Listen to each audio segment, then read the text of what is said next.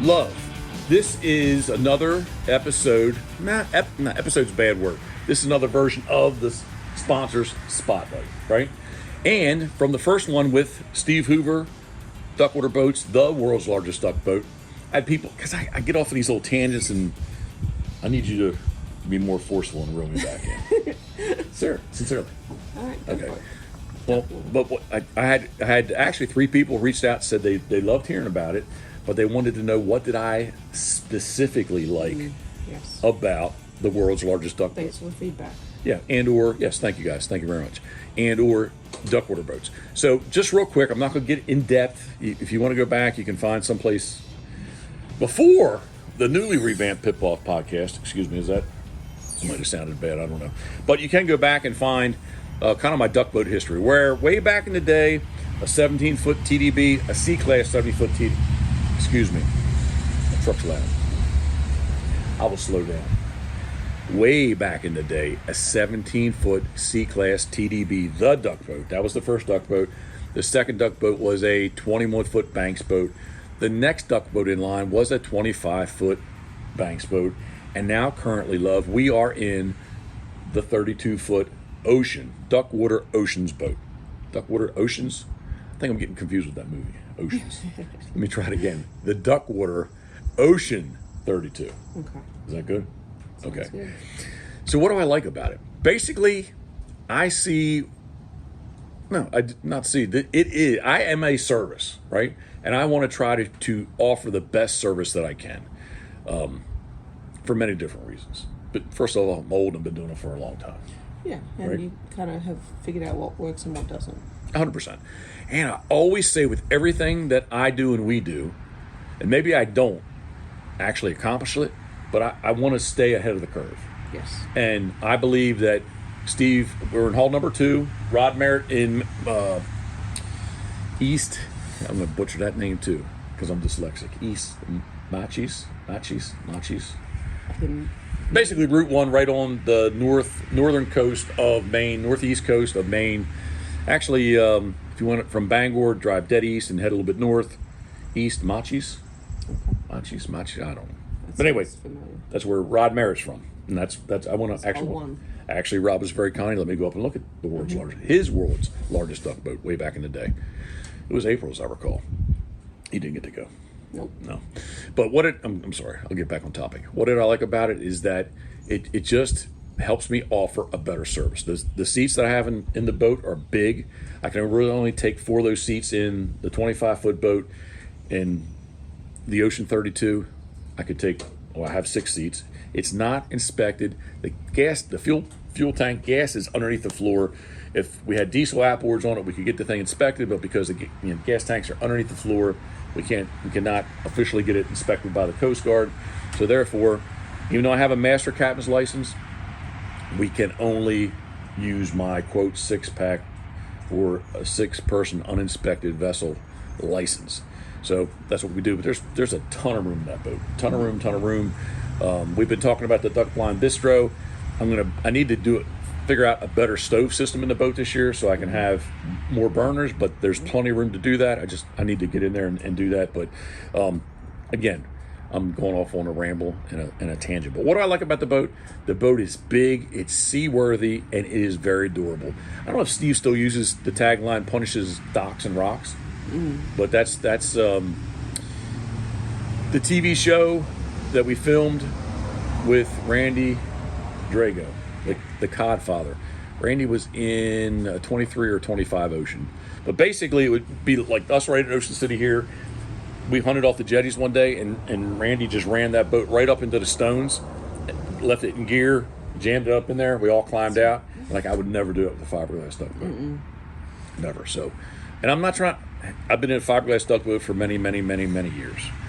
All I'm saying is I would not do that with a fiberglass duck boat. Right. So there's definitely an advantage of the boat being aluminum, being very durable and able to punish docks and rocks. So what's your thoughts? I've been rambling too much. What's you say stay ahead of the curve. What about this boat makes you feel that you're staying ahead of the curve? Because it's big and I can offer a better service. I can offer more people. I can only take those big. The seats are very large, 24-inch wide seats, right? They're not fixed mounted, so I can take and move them, adjust those. But in the 25-foot boat, I can only take 4 of those. So now I can take. Excuse me. I can. Well, there. Yeah, 4 and 2, 6. I don't know which way my math. If you're watching this on YouTube, but yeah, so 6. So that's number one. Number two, everybody can put more gear on the boat, so you can take many more things to make your hunt more enjoyable. And it just, again, I stay ahead of the curve of that. This is cutting edge. Hal Whitaker in Annapolis, Maryland is a naval architect that designed this thing on a computer. Like it is. You stutter. Yep. No, I mean, you went through over the plans. You tweaked a few things Yes. that you wanted. Yes, the shelves. 100%. So like maybe from 3/4 of the way to the stern, we tweaked some things, made the boat a little taller, a little bit bigger. Because I do anchor from in all the boats, I always anchor from the stern, but I definitely still anchor from the stern. Man, with the podcast with Big Bird the other day, I know time's flying by and money is money, but like I really do want to investigate that anchor system. Oh yeah. It's not an anchor system, but I am calling it an anchor system. Right? Is it a trolling motor? Yeah, trolling motor, GPS trolling motor. Yeah. But yeah, I really do want to check into that. And then I'm going to steal it and go fishing off the reefs. You can do that. We never have yet currently. Wow, that's a lot of words I just put in there. We never have yet currently. We've attempted to go off and catch a mahi or a tuna, but we have yet to go out in the ocean and catch a mahi or a tuna from the world's largest duck pool. Yeah. You keep saying it's not going to happen this year. I still kind of in the back of my mind, like it's still, the possibility is still there. I'm a guy though, so that's the way I think. Right? No, I'd love to try. It's just we have to figure out some shade system because we will get scorched. Yeah. Yeah. Scorched. Summertime is hot, and especially with the black mats in the boat. Ooh. The boat's dark anyway. The black mats in the boat. Yeah, we got to figure out something there. Have I covered everything? What have I missed? The world's largest duck boat is outfitted with a Suzuki 350 horsepower, a 350 with the Duo prop. Is that standard, or the owner gets to choose what? No, Steve. That's what he liked. That's what he's put on all his 32s. I think there's been 4 built. Definitely 3, if not 4 built, and they all have a 350 Suzuki on. We had that same motor on the Bad Influence. On the Bad Influence, a 100%. Seahawk out of Santa 29 Cruz foot fishing. Seahawk, yeah. Yep. And I'm super impressed with the motor then, and we're kind of happy to have it on the new duck boat. So, not to keep rambling, but on the 17 TDB, I did have a 2-stroke 50, but on the banks, I had a 140 Suzuki, a 250 Suzuki, and now on the DuckWater, a 350 Suzuki. So, and we had on the fishing boat. So, Suzuki, we do like Suzuki. Yep. I'm very happy with it. Thoughts, comments, questions, anybody. If you would like, especially on YouTube, you can type, text me, whatever. However is easiest for you. You want to reach out, ask us some questions, please do so. We appreciate you following along. Steve Hoover, DuckWater Boats, New Philadelphia, Ohio. Steve, we appreciate you, my friend. Thank you very much for supporting us and the Pitboss podcast. Brought to you by Molly's Place Sporting Goods. So, we're good to go? Speak. You were asking me what else my thoughts were. What are your thoughts? Well, I cut you off? Just the whole the dryness of it. Oh, it is very dry, yes. Yeah, because going out the inlet, you get some pretty good rollers going out there, depending upon the weather and the tide. So I'm not gonna end this. The worst day this year, it was Christmas Eve. Mm-hmm. It was a 3-day hunt. Been blowing. Well, last year. I'm sorry, the last season. Yeah. Blowing, and that day, you even asked me. You were off. You even asked me like you had the love I love you because you had the truck back down in the water ready for us. You had hot chocolate for me, and you were like, "What in the freak were you doing out there?" It was a couple, right? It was. Yes, and they were on their honeymoon. Yeah, there you go. Yeah, it was all day. It was a nasty day. It was a nasty day, but cold by our standards, I should say.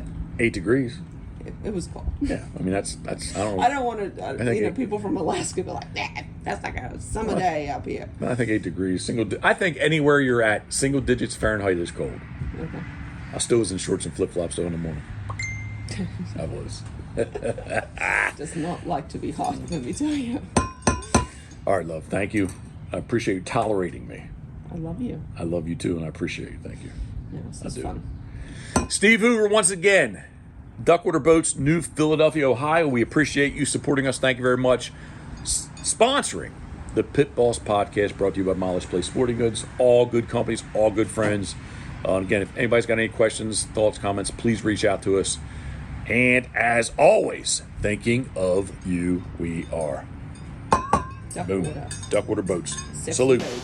Check it out. It is sexy. Salute.